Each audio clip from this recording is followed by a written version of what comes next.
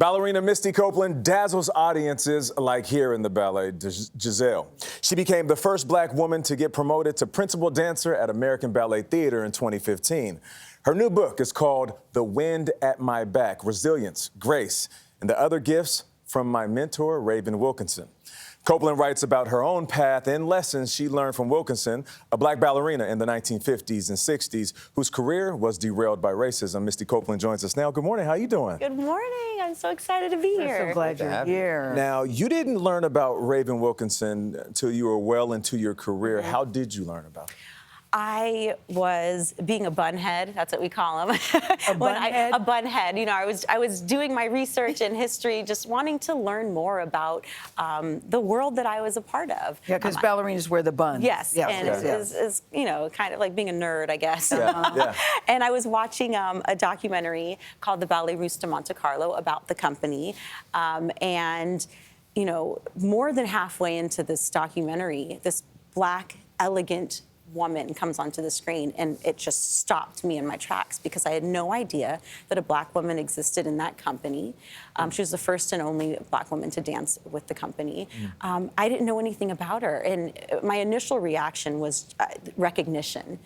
I could see myself in her, and the power of representation, it's so important. And then I was angry because how could I not know about her, especially being the only black woman at ABT, you know, for the first 10 years of my career. You know, it just made me frustrated that our history is not documented, and it's often erased as black people, especially in America. And then, Misty, you get to meet her, and you two become incredibly close. Yes. What was that like for you getting to know her? And I wonder what it was like the first time she saw you dance. I would be so intimidated by that. It would be like cooking to me for Julia Child. Well, how did you two became very close? Yeah, well, my manager, Gilda Squire, she actually she went and found out where she was living, and we found out she was living a block away from me on the west side. It was stunning. Yeah. And then I found out that she had been attending all of my performances since I joined the company when I was 17 years old. So I didn't have that moment of, oh my gosh, Raven's coming to watch me for the first time. She'd already been watching me, which was incredible. But when you knew she was in the audience, that's what I mean. When I knew she was in the audience, it was this amazing support, and you know, getting to know her, she just gave me a different sense of belonging and purpose than I had before. Because you said she supported you not only as a dancer, but as a woman. Yes.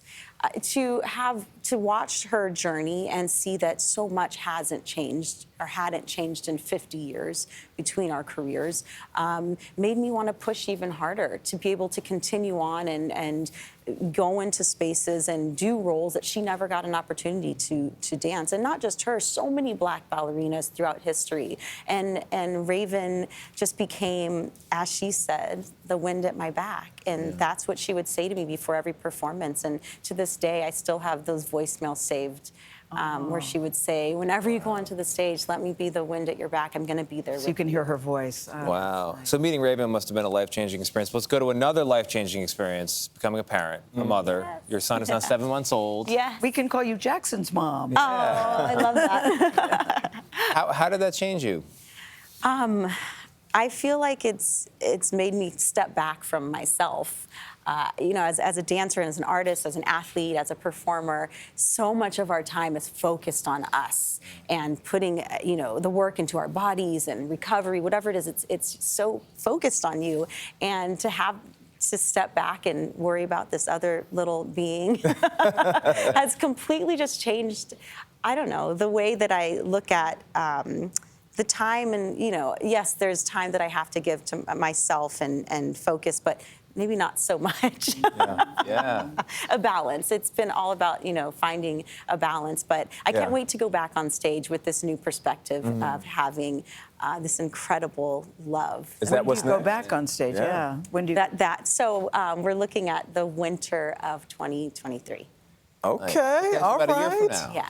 Well, Misty Copeland, thank you so much for joining Thank us. you. Congratulations Thank you on so much. everything in the new book. The Wind at My Back goes on sale tomorrow.